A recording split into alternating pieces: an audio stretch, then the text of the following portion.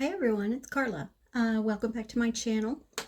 Today I wanted to continue an idea that we started talking about in the last video about how a designer approaches a project. The big thing that I see from a lot of beginners is, well, I don't think that way, or how do you come up with those ideas? And that's what I'm trying to tackle in these videos.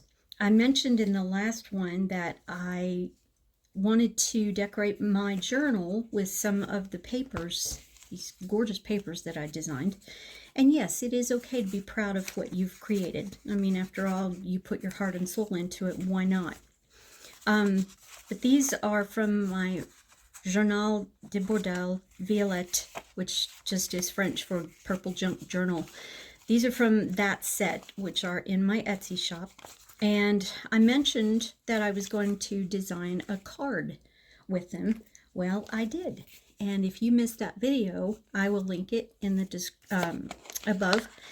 I showed the card at the end of the video where we were talking about how to approach a project. But this is what I ended up doing. And unfortunately, I didn't film it, but I have a lot of other things up my filming sleeve. So not to worry. I'll be making some Mother's Day cards soon. But anyway, that's the card I ended up creating. And I wanted to, like I said before, I want these videos to be a way for people to break down the mysterious design process so that you have a set of steps or an algorithm that you can use for each project that you do. So, first of all, I love to start with color. I am inspired by color. I always have different textures, different palettes especially, and that's what precipitated this set was the palettes. The ochre right here, the kind of orangey color, and then this purple, which is almost an orchid. That color really inspired me, and the combination of colors I thought would just be gorgeous for vintage papers, and that's exactly the way they turned out to be vintage. So first of all, I always start with the color because that's what inspires me. If it's a shape, a certain shape that inspires you, if it's, I don't know, textures, sometimes I'll be watching a Victorian movie and I will see some damask wallpaper in the background. Well, that inspires me. So that's where I wanted to start. I start with color. On each one of these journal pages that I did, I started first with the color.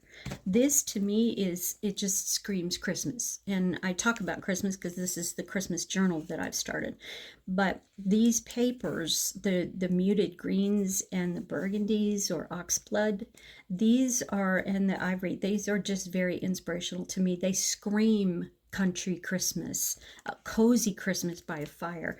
My friend, I made her a card because she loves red, black, and silver. And that's what inspired these pages. I thought, okay, let me stretch my design muscles and see if I can still come up with something Christmassy while working in the red, the black, and the silver. And that's how it happened. So each person's inspiration is different. This, my favorite color is the sea green, the mint green, and then the teal. Some people call it blue, but if it's got equal parts of blue and green, then that's my favorite color. It's that teal color. Aqua is another one of my favorites. The lighter the blues go, the more it turns into cyan or aqua. Pick up a color wheel. They will help you know which colors automatically go together, which ones are complementary or the ones across from each other on the color wheel. They will show you what monotone means, meaning how you can use different shades of the same color, or even monochromatic, which is just the grays and the blacks and the whites. So color is a great place to start. It's the thing that's inspired me. I started a painting a little while ago based on the colors in the subject.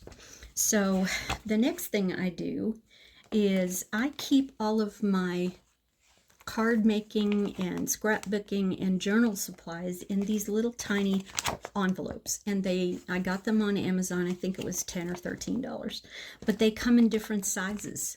This one, I keep all of my Christmas sentiments that I print out, and I keep my stuff separate from the store-bought stuff that I collect. I keep all of my scraps. I put all of my inspirational die cuts that I purchased. These came from Hobby Lobby. I keep those in there. Let's see. I've got the ones with my own designed papers so that I can keep them separate. But these things are amazing because you can take a quick look at it and go, okay, I can see what's in there. Sure. Is that going to go with the image I've got in my mind? And let me say before I continue off that point that sometimes we get an idea of what we want these to look like or what we want our project to look like in the end.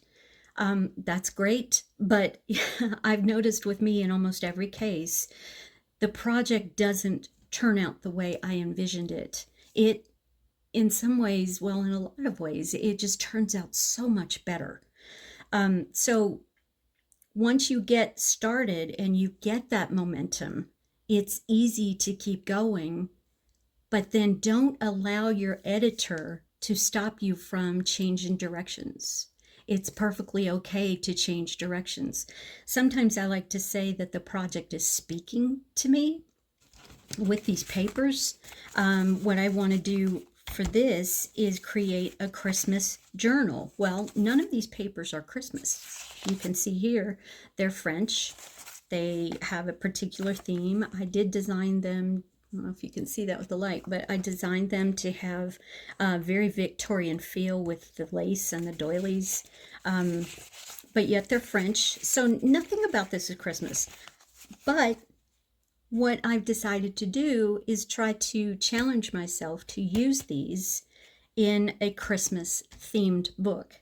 And that's why I wanted to talk about this subject, because sometimes you're going to be working with materials that have nothing to do with your chosen theme, and that's okay. Because like I said in my first video, there are two different rules. If you use all the same colors, then the styles can be eclectic. They don't have to come from the same time period. They don't have to, you can even combine cartoons and realism if you want in your stickers and your ephemera. The other rule is if they're all from the same time period, then you can use different colors, and that's perfectly okay too. It just works. I haven't looked up the theory behind why that particular design rule works, but it always has. So that's something to keep in mind. I went ahead and I pulled out some things, and this is my next step. Once I have my colors picked, then I go to these little envelopes and I look through them and I just start pulling everything that I can think of that may match my designs. Now, this purple paper, as you can tell, there's more blue in it. This has more yellow in it. It's more of an orchid, or a red violet would be closest to it on the color wheel. This is more of a blue grape. It has equal parts of red and blue when you mix the colors together. And so actually it works. I think because these are vintage papers and they're in the same color family. And then this is bordering on Victorian or vintage because of the dark edges. And then the ornate scroll through the paper. So I started there. I just started pulling everything. And this one is gold. And I figured, okay, I'll check it to see if maybe I want to use it in these papers, because I did a lot of gold in this. Not everything that I pull I'm going to use, and that's perfectly okay. Just start pulling your supplies that you think might work, because like I said, when you start, okay, I was having a discussion on the Kara social media site the other night about this, and one of the things that a lot of creative people will do is engage their critical editor way too soon in the process. See, I knew it was going to be Christmas, and I found some gold glitter.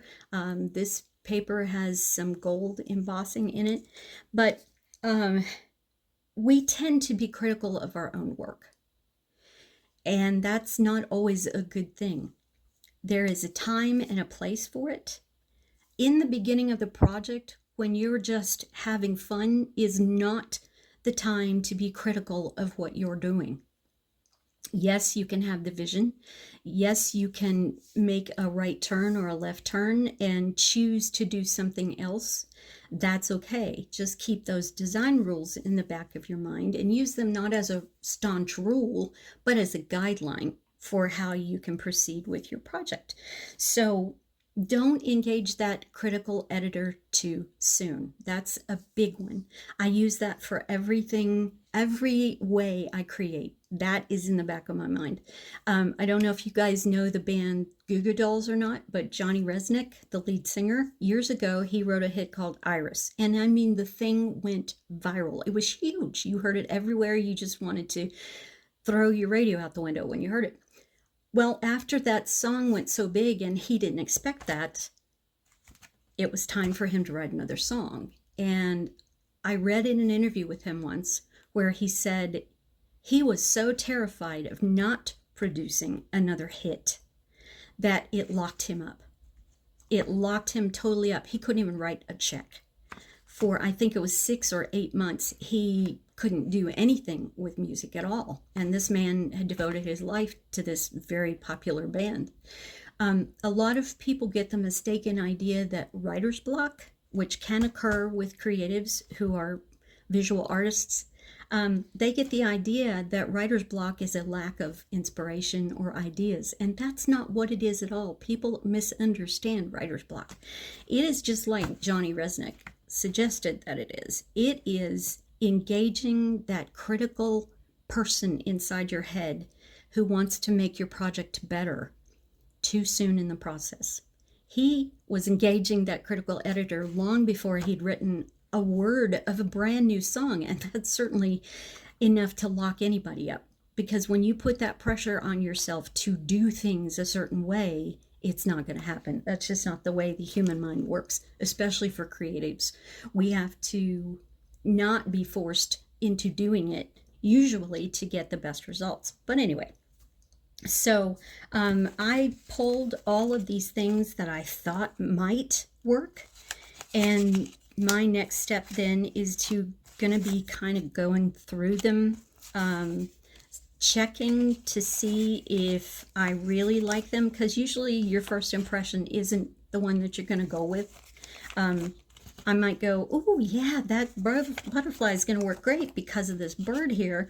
But then when I put them together, I'm going, nah, that was a dumb idea. Let's chuck that idea and move on to something else. And give yourself that liberty, okay? So I pulled all of these things that are not Christmassy, but then I went to my Christmas papers, sorry about the glare, and pulled some snowflakes. And because it's a Christmas themed journal, of course I needed something Christmassy. And I have these beautiful, I don't know if you can see those or not, I have these beautiful gold stickers that I thought would work perfectly with this theme. So that will be my next step. I'm not going to do that tonight. I didn't want to make this video quite as long as I did the last one. I know shorter videos are more popular, and right now I really would like to build my following. But that's just where I start. I pull all of my supplies. I have a color theme in my head, and then I start molding and kneading, if you will, all of these elements together. My next step will be probably at some point later tonight to at least take these papers that I know I'm going to use on the bottom of the journal. What I like to do is I like to put 2 different papers underneath and then offset them by, I don't know, sometimes 1/4 of an inch all the way around, sometimes 1/2 inch. And then I make sure that the facing pages coordinate. So that would be my next step.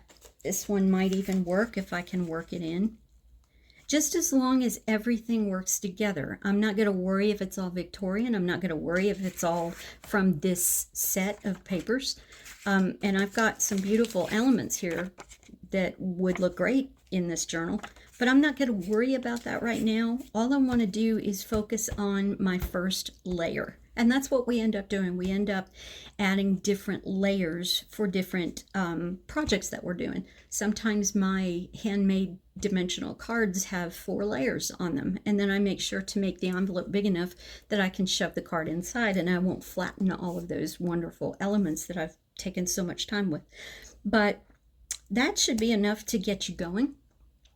In the next few days, I will film. I've got some new equipment coming tomorrow because I'm going to start filming my colored pencil art again, which I know you guys are going to love. And that arrives tomorrow, and I'm really excited because I haven't owned an actual digital camera in many years. But it should be good. So that way I will have a couple of different cameras for different setups, and I can do some decent videos for you guys. But that will be the first step, is just to decide on those papers, get those laid down, audition the elements, try them out. If you don't like one, chuck it, put another one in there. And then as you keep working back and forth with things that you're adding and things that you're removing, it's going to start taking shape. And then once this takes shape, an amazing thing happens. It starts solidifying that original idea that you had in your mind. What the path that you want for this then will eventually be is that it will start to come into focus. The vision that you had in your mind for how you want this project to look when it's done will finally start becoming a little clearer. And then, because sometimes I have sat here for 20 minutes going, I don't know what to do next. And I will run through all of my supplies again in my head and all of the different techniques that I've learned from wonderful YouTubers that I follow. And then it will just come to me. And it wasn't anything that I thought of even when I decided I wanted to do the project. So it's a very dynamic process. It changes, it flows. It's like water. Creativity is like water. So, okay, that should be enough to get you going. And I look forward to hearing your comments and your questions. Let me know if this is how it happens for you. What is your creative algorithm? When you approach a project, what inspires you? I'm interested to know those things. I teach colored pencil art, and I try to incorporate some of the design theory into it while I'm giving them color theory and then technique. But yeah, I'm really interested to know what works for you guys and what inspires you. Okay, so I hope you guys have a wonderful day. Thank you so much for joining me, and I look forward to the next time we meet. Bye-bye.